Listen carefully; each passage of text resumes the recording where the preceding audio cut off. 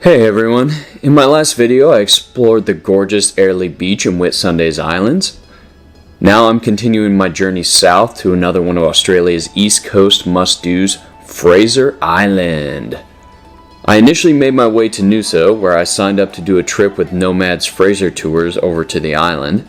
After a night in Noosa, our group was transported up to Rainbow Beach, where we met with our guide, got into our 4x4s, and started to make our way to the ferry to head over to Fraser Island from the mainland.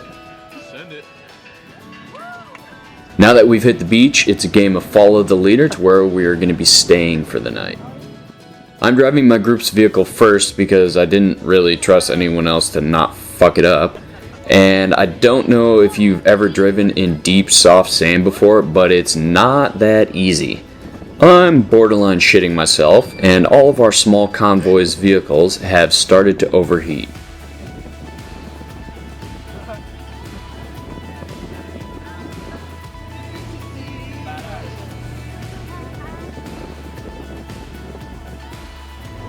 After quite a bit of driving, we finally made it to our compound to have lunch and drop off our bags in our rooms or tents.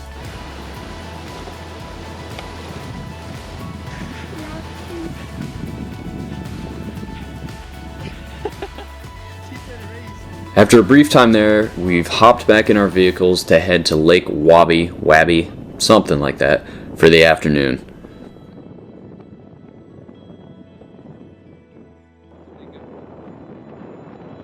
Hey look, an adorable murder puppy. Because they're dangerous as shit. It's a small one. When they're in packs, yes, they're very dangerous.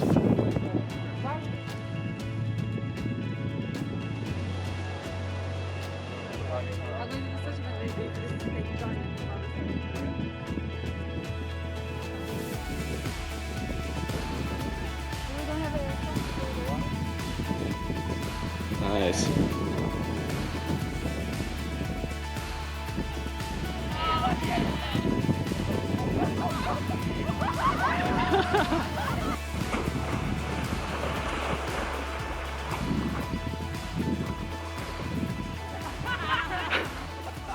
You're like, nobody's looking.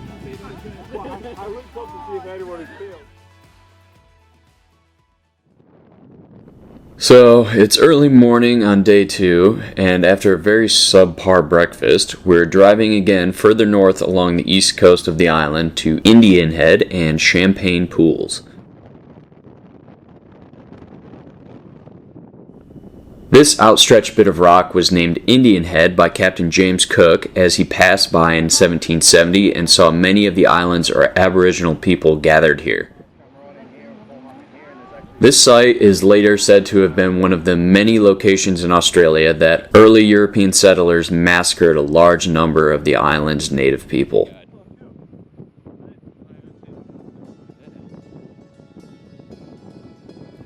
We're now at Champaign Pools, and these big, beautiful tide pools seem to be the most popular spot on the whole island.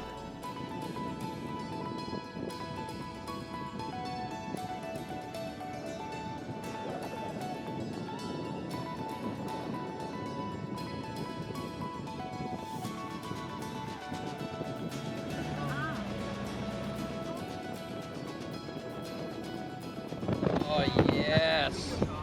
Yes. Do you want to say something? We're all gonna die. We're all gonna have a lot of fucking goons tonight.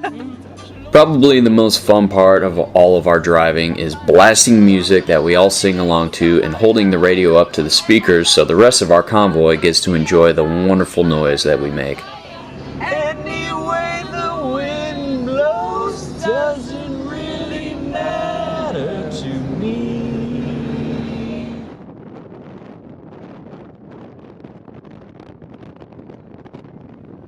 This is the remnant of the Ss Mojano, built in 1905 and operated as an ocean liner primarily between Australia and New Zealand. During World War I, the New Zealand Naval Forces used it as a hospital ship transporting wounded soldiers from the British Isles and Mediterranean back to New Zealand.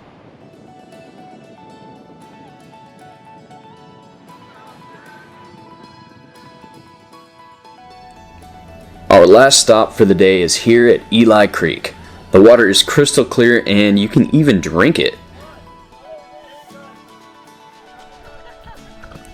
You can take a little float or swim down the creek all the way to the beach, and so we are. Repeatedly. Come on, backflip! Did you just fall down?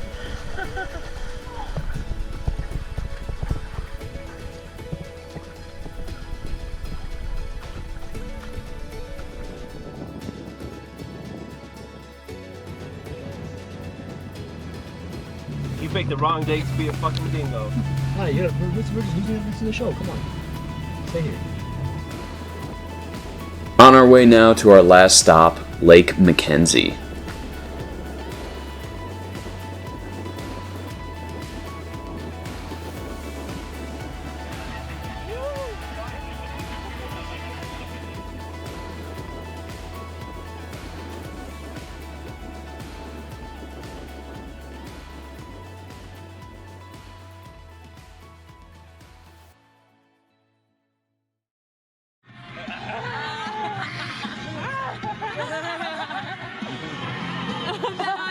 Come on, the Germans cannot hide from the camera. This is normally where people hang out and work on their tans, but we ended up getting a bit of rain instead.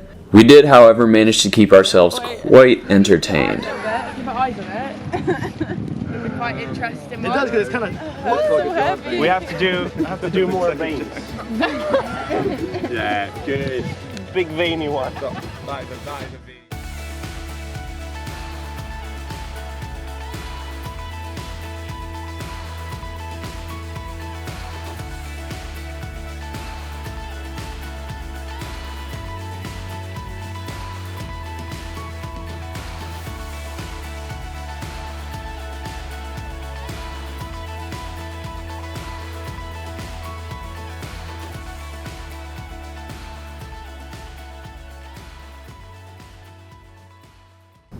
So I have a bit more information for you guys when deciding which tour operator to book, but just keep in mind that all of my information comes from me doing the Nomads Fraser tour. The very first thing that we did when we arrived at Rainbow Beach before even hopping in our vehicles was we were told that we had to pay something like 10 or 20 bucks, non-refundable deposit in regards to being able to drive the vehicles, or you could pay 200 bucks and assuming nobody boneyarded the vehicle on the island at the end of the trip, then you would get that money back. Everyone just ended up paying the non-refundable amount because nobody was just cruising around with 200 bucks in their wallet. Next, if you're not a confident or experienced driver, I don't recommend getting behind the wheel of these vehicles.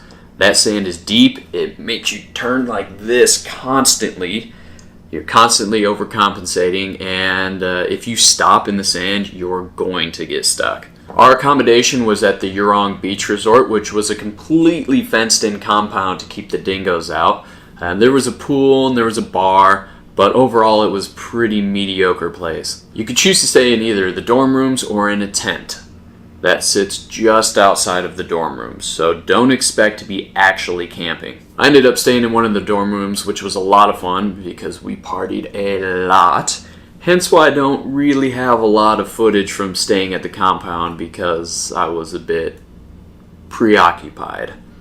We were told initially that we couldn't bring our own alcohol to the island, and all I have to say to that is fuck that. The only reason they said this is because they want you to buy from the massively overpriced and tiny selection that they have on the island. Again, fuck that. I'm not saying you should smuggle alcohol with you to the island, but you should smuggle alcohol with you to the island. And speaking of smuggling things, I also recommend bringing some extra food with you because all the food that we had on the trip was pretty much dog shit. So we had to take turns helping make meals, which was fine, but the food that they bought was as cheap as possible. And when you spend $500 on a trip, you ideally want to eat something that's a few grades above actual dog shit. Another thing that we had noticed is some of the other companies brought fun things to play with when they went out on their excursions. They brought boogie boards for some sandboarding, floaties for going down Eli Creek, and just balls and frisbees and a bunch of things to play with, which we didn't really have.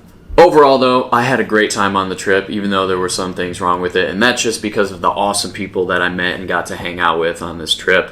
But I honestly would recommend going with a different tour operator, such as Dingoes or Drop Air or PPs.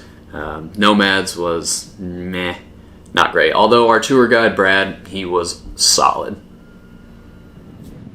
Now I'm back in Noosa, where I'm staying for a few days. There are several hostels to choose from. I initially stayed at Nomads for a few days, but it was entirely too much partying, so I ended up going to Dolphins Beach House instead, which was super laid back. Noosa kind of reminds me of a posh Byron Bay, and there's plenty of shopping and restaurants and other things to do, but I spend a majority of my time in the national park, which is a pretty easy walk to get to from Noosa Heads or from Sunshine Beach. The highlight of Noosa is undoubtedly the ferry pools, where we have been spending a lot of time. But be warned, there's some angry little fish swimming around in there that will come up and bite you.